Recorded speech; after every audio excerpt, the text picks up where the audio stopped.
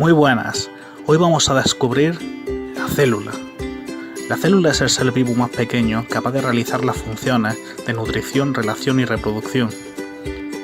Los seres humanos estamos formados por billones de estos maravillosos organismos.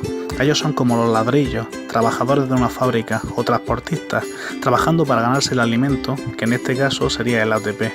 Todo esto ocurre dentro de nuestro cuerpo, como si fuéramos un planeta, ¿no es increíble? Pero no todos los organismos tienen el mismo número de células. Los humanos, las plantas y los animales están formados por millones o billones de ellas, así que son seres pluricelulares. Por otro lado, tenemos organismos con una sola célula, como las bacterias, así que se les denomina unicelulares.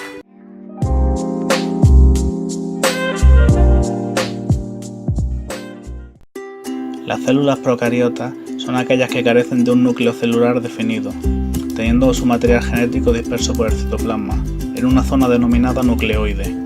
Al contrario que en las procariotas, las células eucariotas sí tienen un núcleo celular definido.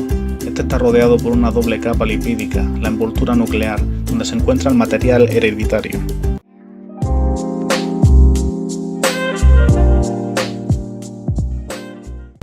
Una de estas diferencias es el tamaño. En las procariotas tenemos tamaño entre 1 y 10 micrómetros, mientras que en las eucariotas tenemos entre 10 y 100 micrómetros, aunque algunas pueden medir 2 centímetros, como el huevo de la gallina. Las diferencias que podemos encontrar es respecto a la forma.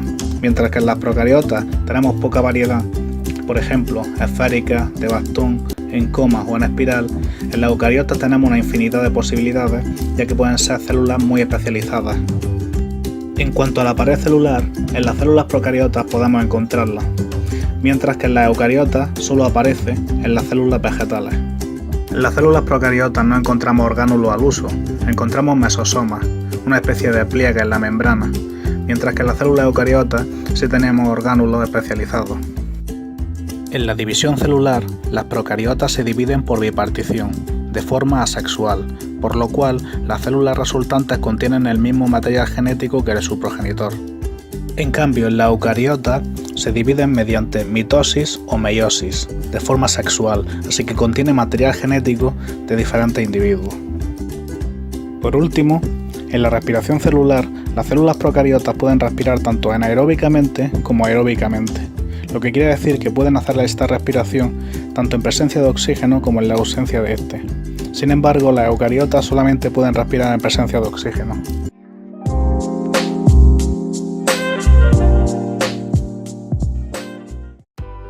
Bien, ahora vamos a ver las diferencias que podemos encontrar entre las células animales y las vegetales. Podemos comenzar por su pared celular. Las células animales carecen de ella, pero las células vegetales les procura rigidez y protección, a la vez que les permite comunicarse con otras células. En cuanto a la alimentación, nuestras células, las animales, son heterótrofas, lo que significa que tenemos que obtener nutrientes y energía del material orgánico de otros seres vivos. Por eso comemos. Las células vegetales, sin embargo, son autótrofas, así que se fabrican ellas mismas su alimento, a partir de material inorgánico. Son muy chulas, ¿eh? Por último, las células animales tienen muchas vacuolas, pero pequeñas, y las vegetales tienen una, pero grande, puede abarcar a veces hasta el 90% de la célula. Los animales tienen centriolos, y las vegetales solo tienen en algunas plantas. Aparte, las células animales carecen de cloroplastos, que son los que llevan a cabo la fotosíntesis en las plantas, y nosotros pues no podemos.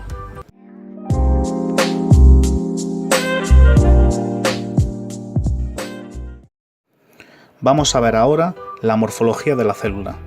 Comencemos con la membrana plasmática. Es como la piel de la célula, lo que aísla y protege a esta e impide que todos los orgánulos y demás sustancias estén sueltos por ahí. Está formada por una bicapa lipídica. Se llama así porque son dos capas que en su mayoría están formadas por lípidos, pero hay más biomoléculas como proteínas o glucolípidos. Los fosfolípidos no permiten que entren y salga nada, por eso las proteínas forman una especie de conductos para que entren y salgan las sustancias, y los glucolípidos permiten a la célula relacionarse con otras.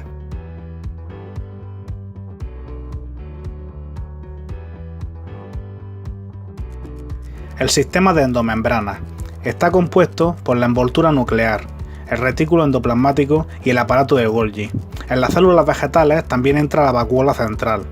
Se llama así porque estos orgánulos tienen sus propias membranas.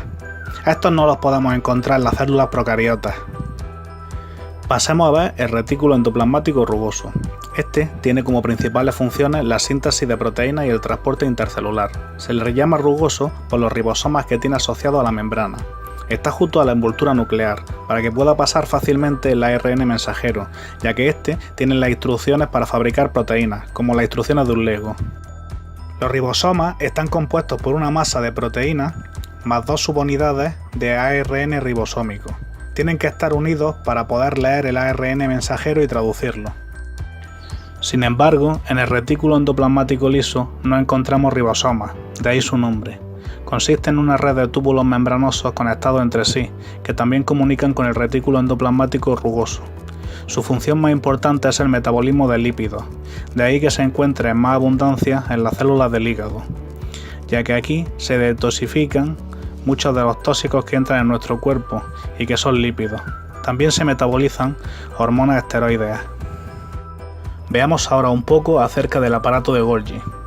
Podríamos comparar la función de este orgánulo con una oficina de correo, ya que se ocupa de modificar, almacenar y exportar las proteínas sintetizadas en el retículo endoplasmático rugoso. Por eso se encuentra especialmente desarrollado en células que tienen funciones relacionadas con la secreción de sustancias, como es el caso de las células del sistema nervioso o endocrino. En la modificación, a las proteínas se les agregan fragmentos de glúcidos o de lípidos, para formar glicoproteínas o glucolípidos. Por último, se almacenan los lisosomas para esperar hasta ser exportadas. Los lisosomas se ocupan del transporte de proteínas, la degradación de moléculas mediante las enzimas digestivas y la digestión de patógenos o partículas extrañas que entran del exterior hacia la célula.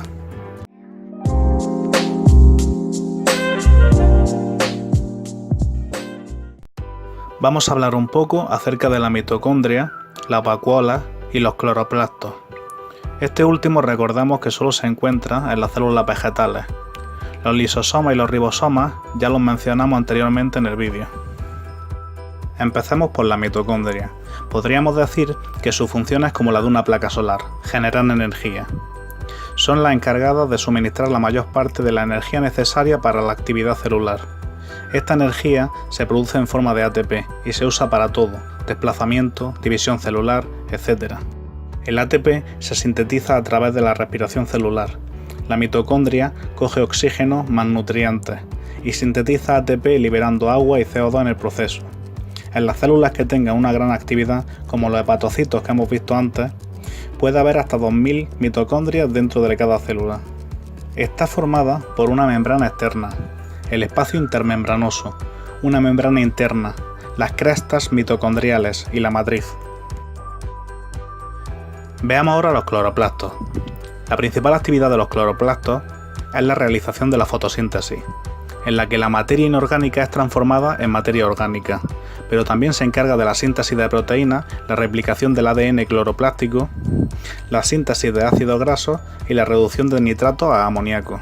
Se encuentran localizados en el citoplasma. No tienen un lugar fijo, aunque frecuentemente se encuentran entre la pared vacuolar y la membrana plasmática. En su estructura podemos encontrar una doble membrana, externa e interna, un espacio intermembranoso y un espacio en el seno en el cual se localizan formaciones membranosas denominadas tilacoides, que tienen aspecto de sacos aplanados. Por último, veremos las vacuolas. Son vesículas constituidas por una membrana plasmática y cuyo interior es predominantemente acuoso. Las vacuolas se forman a partir del retículo endoplasmático, del aparato de Golgi o de invaginaciones de la membrana plasmática. Las vacuolas que encontramos en las células animales suelen ser pequeñas y actualmente se denominan vesículas. Sin embargo, las vacuolas que encontramos en las células vegetales suelen ser muy grandes, en ocasiones pueden llegar a ocupar hasta un 90% de la célula vegetal madura. Las principales funciones de las vacuolas son acumular en su interior una gran cantidad de agua para dar rigidez a las células con pared celular, es decir, las vegetales, servir de almacén para diversas sustancias como proteínas y lípidos, y también poseen una actividad digestiva, ya que pueden contener gran variedad de enzimas hidrolíticas. Le toca el turno al citoesqueleto. Sus funciones son dar forma a las células, organizar los orgánulos colocando a cada uno en su lugar, formar una especie de carreteras para el tráfico intracelular, ayudar en la división celular y también unir las células a través de puentes para que se comuniquen. El citoesqueleto está formado por 3 tipos de filamentos.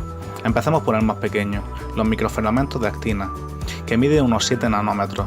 La actina tiene polaridad, así que tiende a polimerizarse y despolimerizarse muy rápido, que quiere decir que se monta y desmonta fácilmente. Podemos encontrarlos, por ejemplo, en nuestros músculos, y por eso nos movemos y no estamos quietos. Después tenemos los filamentos intermedios. Estos están formados por proteínas fibrosas muy resistentes y estables, y miden unos 10 nanómetros. A diferencia del anterior, que su función estaba más enfocada en el movimiento, esta tiene una función más enfocada en dar rigidez a la célula, como los filamentos de queratina del pelo. Pero también se encarga de unir las células entre sí y fijarlas al medio extracelular para que no se muevan de su sitio. Por último tenemos los microtúbulos, que están compuestos por una proteína llamada tubulina, y su diámetro es de 24 nanómetros aproximadamente. Su función principal es la de transporte. Por ejemplo, se crea en carretera entre el retículo endoplasmático y el aparato de Golgi, para que las vesículas se desplacen por ella y no estén vagando sin rumbo. Pero también tiene una función muy importante en la división celular, ya que anclan los cromosomas en su lugar para que las células hijas tengan la misma información que la célula madre. Echémosle un vistazo ahora al citoplasma. Abarca todo lo que hay entre el núcleo y la membrana plasmática y consiste en una estructura celular cuya apariencia es viscosa. Hasta el 85% del citoplasma está conformado por agua, proteínas, lípidos, carbohidratos, ARN, sales, minerales y otros productos del metabolismo. Además, en su interior están localizados los orgánulos que hemos visto anteriormente. Su función es ayudar al movimiento de estos, aparte de ser el lugar donde se producen muchos de los procesos metabólicos que se dan en las células. Por último, vamos a ver un poco el núcleo. Es un orgánulo membranoso rodeado por una envoltura nuclear que tiene poros, y su función es la de controlar las sustancias que entran y salen del núcleo, como si fuera un control de seguridad en la carretera para evitar virus. El núcleo es fundamental para la vida de cualquier célula eucariota, ya que protege la información genética contenida en su interior y es donde se replica y transcribe el ADN en ARN. Este último, como hemos visto en el apartado del retículo endoplasmático rugoso, es necesario para la síntesis de proteínas. Dentro del núcleo se encuentra el nucleolo, una estructura supramolecular sin membrana, donde está el ADN. En el nucleolo es donde se fabrican los ribosomas, y estos a su vez fabrican las proteínas, lo que quiere decir que todo lo que somos ha venido de las instrucciones del ADN de una sola célula. No me digáis que no es interesante.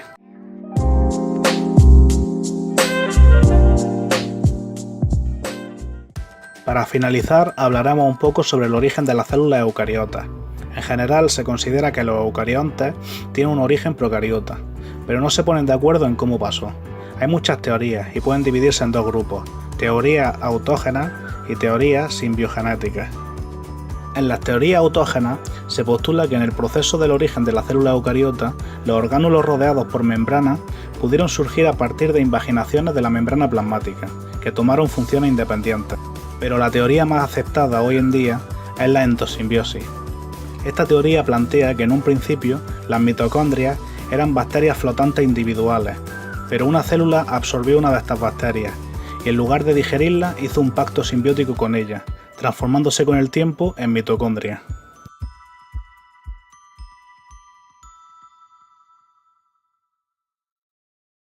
Solo me queda por decir gracias por perder 15 minutos de vuestra vida viendo este vídeo y perdón por los numerosos fallos técnicos. Hasta luego.